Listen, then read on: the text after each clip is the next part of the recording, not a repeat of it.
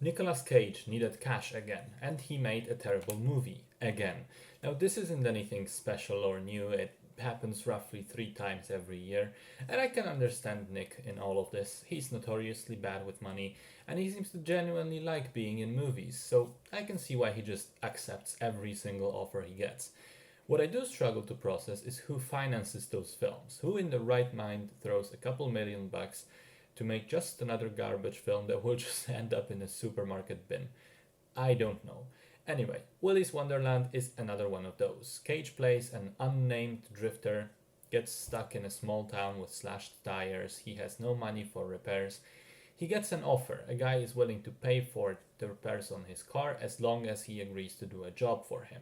He has to go into an old derelict kids diner slash entertainment place called Willy's Wonderland and clean it up during the night.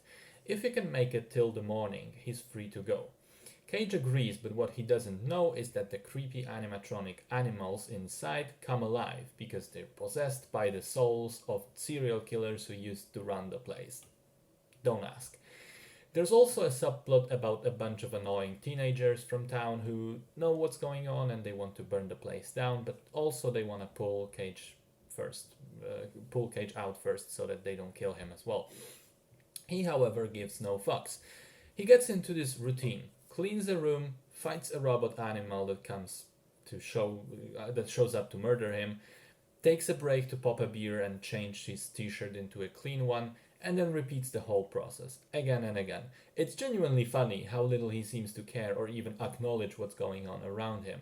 He's basically unfazed by all these murder robots, and he just keeps on working without saying a word. And I mean that last part literally. Cage does not have a single speaking line throughout the entire film. He grunts and he shouts, but he doesn't speak.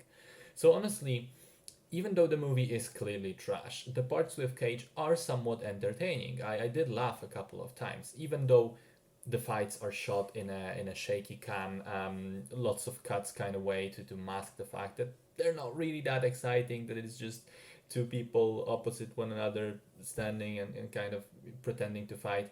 Even though special effects are awful and it's clearly just people in rubber suits, and even though locations are limited to like 3 different rooms, I did find some enjoyment in it. However, there is also the teenager subplot, which is much more terrible and annoying.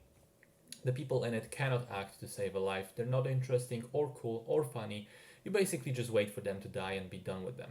Uh, they also serve as exposition dumpers to deliver long, winded explanations of what's going on to Nick Cage, who, much like me in the audience, can't find a single fuck to give, and he doesn't even listen.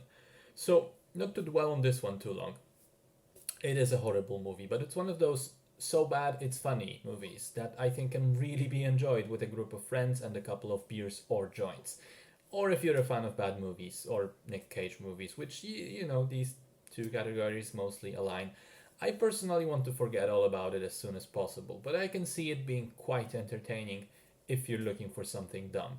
And if you're in that group, that's completely fine. Have fun with this one.